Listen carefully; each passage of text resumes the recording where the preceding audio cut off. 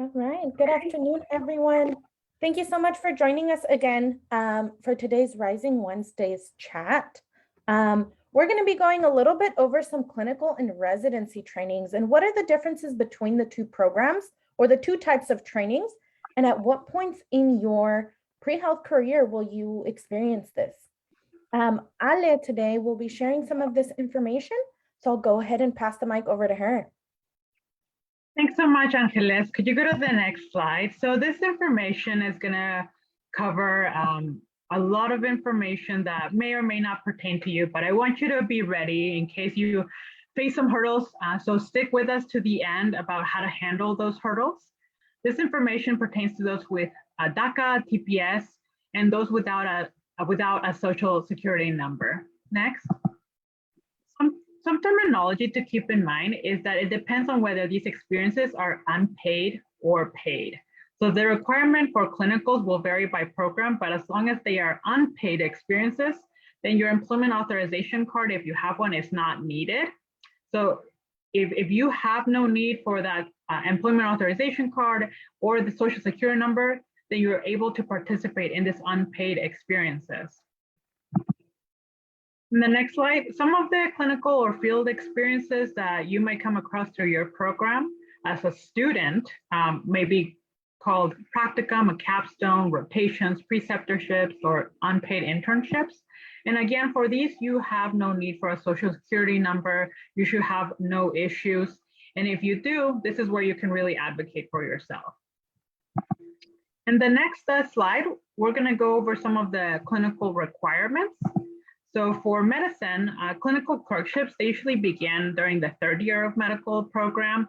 They are many and they can vary from 4 to 8 weeks, and it can include internal medicine, surgery, obstetrics, and gynecology, pediatrics, family medicine, psychiatry, neurology, radiology. For nursing, those may be clinical preceptorships that are integrated with classroom education to receive that hands-on experience in a variety of healthcare settings and specialties. And then for dentistry, the clinical rotations, it shouldn't require extensive traveling. Most schools have their own dental clinics for training, and these rotations occur during the last 2 years of dental programs. For pharmacy, you complete about 1,500 internship hours, and then you can apply for your license. And there's no residency requirement after pharmacy. So these clinical experiences begin early in the program, but it really varies by the pharmacy program. As a physician assistant student, the clinical rotations are in the latter half of the program. The core clinical experience vary by program and sometimes are in different fields or specialties, just like in medicine. And then for physical therapy, the clinical rotations are throughout the program. The curriculum and clinical experiences really do vary by the program. Next. So in order to participate in some of these unpaid clinical experiences as a student, they might ask you for ID verification, and this can be in the form of a passport or a state ID. They may even require fingerprints, but it really does depend on the program. So do your research early on. So some potential requirements for the background check may be required by your program. And again, it varies. But because these are unpaid experiences, an authorization card, employment authorization card should not be required. If you don't have one, again, and you don't have a social security card, you should still be able to apply to these unpaid experiences as a student, but you should really contact the school. And if there's any discrepancy in information, or if you have any follow-up questions, we really recommend talking to a lawyer. Usually the schools will have somewhere in their campus pro bono legal services where you can ask your specific question. Next. And then this is the other type of, residency requirement for some programs. You may have heard of residency programs refer to their students as interns or resident. And in the next slide, this is where we can cover some of those details. This is a paid position. So this is where some of the roadblocks may start to affect students without a social security number and without an employment authorization card. So in medicine, the postgraduate training, it can usually be 2 to 6 years post medical school. And this is something that is required and determined by the specialty.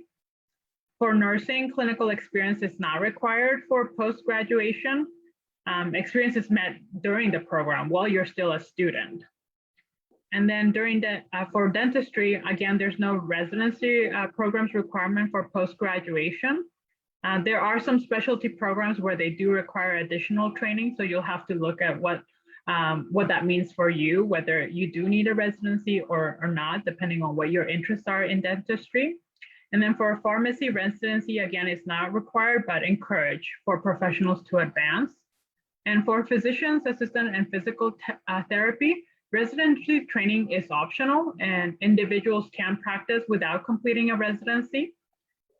So for those individuals that want to pursue a specialty like pediatrics, geriatrics, or neurology, then you would see that you would need to do a residency. But for example, if you don't have a social security number and you don't have an employment authorization card, you can continue through your medical school training or your nursing or dentistry or pharmacy or physician assistant or physical therapy without any problem. It's when you get to the residency and what kind of specialty you want to practice that you'll really have to look at it, because that's where they do require a social security number or an employment authorization card, because these are paid positions. Next. So again, this is where we really want to emphasize that you might have to do the education for these programs. You know, you want to ask those clinical and residency specialists at your program of interest whether they're ready to have this conversation with you. Sometimes, you know, they're misinformed. They don't want to get into legal trouble, and so they make a lot of assumptions. So you want to make sure that you know your information so you can advocate for yourself. Know that during medical school or any sort of pre-health schooling where you're not being paid, those are the kind of programs where you won't have to worry about not having a social security number, not having an employment authorization card. And it's during residency when that might become an issue. So just talk to your program and clinical sites, let them know that you can participate in those experiences. And please reach out to us if you feel like you're not comfortable having that conversation one-on-one. We're more than happy to reach out to the school and provide different resources so they can have that information and open up more doors for students. And that is it for this week's talk. Next week, we'll be focusing on post-bac programs. Again, Wednesday at noon Pacific time, 3 p.m. Eastern Standard Time. And please post any questions as they come up. Thank you. Thank you so much, Ale, for providing all of that information.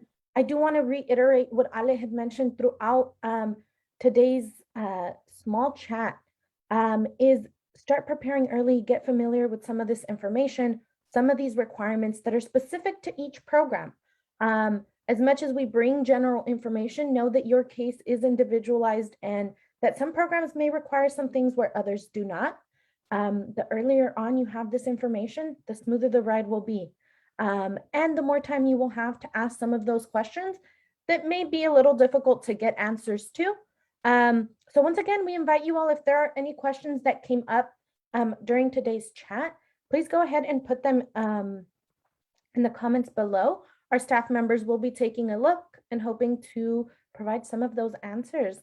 However, our emails are also open if you have any questions or would like to chat further.